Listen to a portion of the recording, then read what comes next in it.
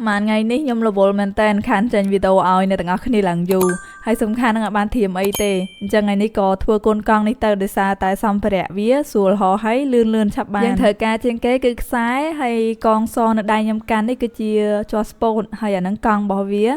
chẳng ban này tặng áo này mình chỉ cho sport tết nhưng phở chỉ cả cái các bạn đây còn tha cả cái việc tôn nhưng bà hết saiต่อมาtiết nhưng miền chia chơi chỉ cả say nắng do mà thưa chỉ cam con hayยังthầu hùng sai bị kẹo đài hayចំពោះប្រវែងវាគឺយើងវាស់ទៅតាមជាក់ស្ដែងនៃប្រឡោះកង់នឹងមកអញ្ចឹងខ្ញុំលំអិតទំហំរបស់កង់វងខាងក្នុងវាយើងកាត់យក 5.5 សង់ទីម៉ែត្រវងខាងក្រៅយក 8 សង់ទីម៉ែត្រអានេះຂະຫນាតដែលយើងអត់តន់រុំខ្សែអ្នកទាំងអស់គ្នាឥឡូវនេះចូលមកដល់ធ្វើកន្ត្រកកង់ហើយកន្ត្រកនេះខ្ញុំធ្វើពីกระดาษຂະຫນាតវា7កន្លះគុណនឹង6ហើយខ្ញុំប្រើជាស្គុតមុខ2យកមកបិទវាជុំវិញនេះដើម្បីខ្ញុំបិទខ្សែព្រោះថា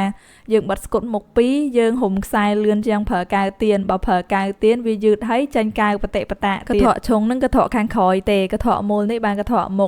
ខកាត់វា4សង់ទីម៉ែត្រជម្រៅក៏4សង់ទីម៉ែត្រដែររបៀបតឡើងគឺយើងយកកង់មកបិទភ្ជាប់ជាមួយនឹងកន្ត្រកខាងក្រោយសិនហើយឆ្អឹងក្រុមកន្ត្រកនេះប្រវែងវា6សង់ទីម៉ែត្រហើយឈើពីមកមុខនេះប្រវែងវា13កន្លះដូចគ្នាគឺយើងបិទចេញពីក្រុមកន្ត្រកមកមុខមកប៉ុន្តែចុងខាងមុខវាយើងបិទវាចូលគ្នាកង់ដែលនៅសល់មួយទៀតហ្នឹងគឺយើងបិទកន្លែងចុងឈើនឹងឯងឈើពីរនេះប្រវែង11សង់ទីម៉ែត្រហើយយើងបិទកន្លែងកង់ហ្នឹងបញ្ឈរឡើងលើអញ្ចឹងមកហើយយើងបិទដៃកង់ខាងលើប្រវែង9សង់ទីម៉ែត្រសិនចាំយើងបិទកន្ត្រកចូលនឹងទូកកង់ប្រវែង10.5សង់ទីម៉ែត្រហើយធ្វើឲ្យចង់ដាក់តាំងជាផ្កាដូចខ្ញុំអញ្ចឹងក៏បានឬក៏ធ្វើជាសម្រាប់ដាក់បិចក៏បានដែរអញ្ចឹងខ្ញុំមានតែប៉ុណ្្នេះទេអរគុណច្រើនអ្នកទាំងអស់គ្នាបាយបាយម៉ានថ្ងៃនេះខ្ញុំរវល់មែនតើខានចេញវីដេអូឲ្យអ្នកទាំងអស់គ្នាឡើងយូរហើយសំខាន់នឹងបានធៀមអីទេអញ្ចឹងថ្ងៃនេះក៏ធ្វើកូនកង់នេះទៅដោយសារតែសម្ភារៈវាស្រួលហោហើយលឿនឆាប់បានយើងត្រូវការជាងគេគឺខ្សែហើយកងសនៅដៃខ្ញុំកាន់នេះគឺជាជាប់ស្ពោតហើយអានឹងកង់របស់វា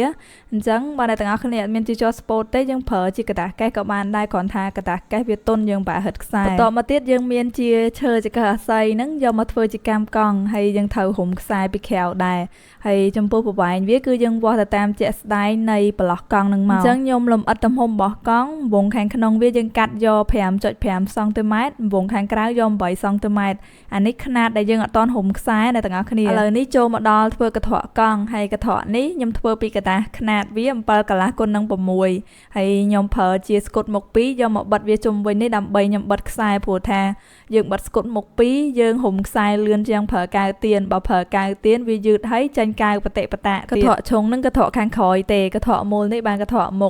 ខកាត់វា4សង់ទីម៉ែត្រជម្រៅក៏4សង់ទីម៉ែត្រដែររបៀបតឡើងគឺយើងយកកង់មកបិទភ្ជាប់ជាមួយនឹងកន្ត្រកខាងក្រោយសិនហើយឆ្អឹងក្រុមកន្ត្រកនេះប្រវែងវា6សង់ទីម៉ែត្រហើយឈើពីមកមុខនេះប្រវែងវា13កន្លះដូចគ្នាគឺយើងបិទចេញពីក្រុមកន្ត្រកមកមុខមកប៉ុន្តែចុងខាងមុខវាយើងបិទវាចូលគ្នាកង់ដែលនៅសល់មួយទៀតហ្នឹងគឺយើងបិទកន្លែងចុងឈើនឹងឯងឈើពីរនេះប្រវែង11សង់ទីម៉ែត្រហើយយើងបិទកន្លែងកង់ហ្នឹងបញ្ឈរឡើងលើអញ្ចឹងមកហើយយើងបិទដៃកង់ខាងលើប្រវែង9សង់ទីម៉ែត្រសិនចាំយើងបិទកន្ត្រកចូលនឹងទូកកង់ប្រវែង10.5សង់ទីម៉ែត្រហើយធ្វើឲ្យចង់ដាក់តាំងជាផ្កាដូចខ្ញុំអញ្ចឹងក៏បានឬក៏ធ្វើជាសម្រាប់ដាក់បិចក៏បានដែរអញ្ចឹងខ្ញុំមានតែប៉ុណ្្នេះទេអរគុណច្រើនអ្នកទាំងអស់គ្នាបាយបាយ